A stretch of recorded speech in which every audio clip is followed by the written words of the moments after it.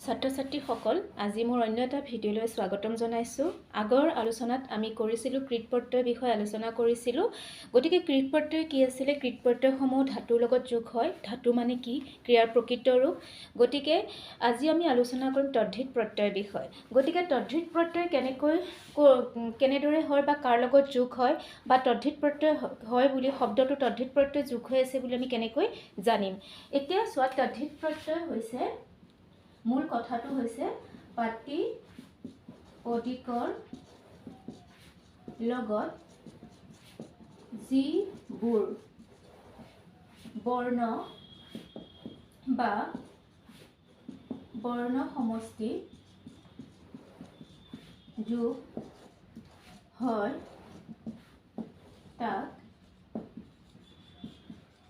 তদ্ধিত প্ৰত্যয় বোলে।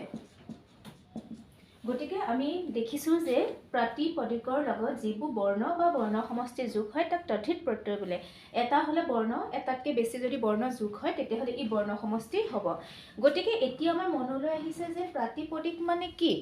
এতিয়া চোৱা, কৃৎপ্ৰত্যয় হৈছে ধাতুৰ লগত যোগ হয়। গতিকে সকলোবিলাক প্ৰত্যয় জানো ধাতু বা ক্ৰিয়াৰ লগত যোগ হ'ব? নহয়, কিছুমানটো শব্দৰ লগত যোগ হ'ব। সেই শব্দসমূহ কি কি হ'ব পাৰে? বিশেষ্য হ'ব পাৰে, বিশেষণ হ'ব পাৰে, সৰ্বনাম হ'ব পাৰে। গতিকে প্ৰাতিপদিক মানে অন্য বেলেগ একো নহয়, শব্দ হয়। প্ৰাতিপদিক মানে বিশেষ্য,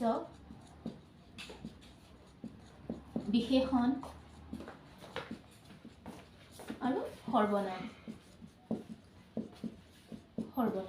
গতিকে যিবিলাক বৰ্ণ সমষ্টিৰ শব্দৰ লগত যোগ হ'ব তাক কি বুলি কোৱা হয়? তাক তদ্ধিত প্ৰত্যয় বুলি কোৱা হয়।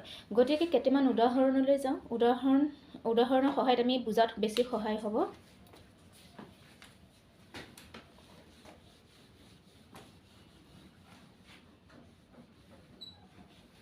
গতিকে উদাহৰণসমূহ হৈছে, এটা উদাহৰণ দিছোঁ, আকাশ যোগ দীৰ্ঘই, এইটো বৰ্ণ। গতিকে দীৰ্ঘই হৈছে তদ্ধিত প্ৰত্যয় এটা। গতিকে কি হ'ব? আকাশী। আকাশী। তেনেকৈ বন যোগ অনি, বননি।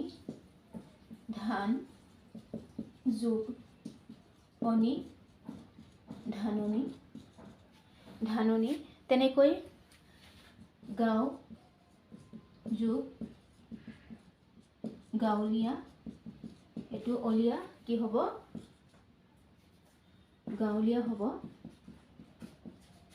এতিয়া আমি ইয়াত এটা কথা মন কৰিব লাগিব যে গাঁও শব্দটোত উ আছিলে, কিন্তু ইয়াত উটো উৱাবলৈ পৰিৱৰ্তন হৈছে। কাৰণ আমি জানো যে যেতিয়া উ থাকে তেতিয়াহ'লে যেতিয়া উৰ পিছত বৰ্ণ যোগ হ'ব তেতিয়া কিহলৈ পৰিৱৰ্তন হয়? উটো সদায় উৱাবলৈ পৰিৱৰ্তন হ'ব। তেনেকৈ নাও, নাওটো একে কথা।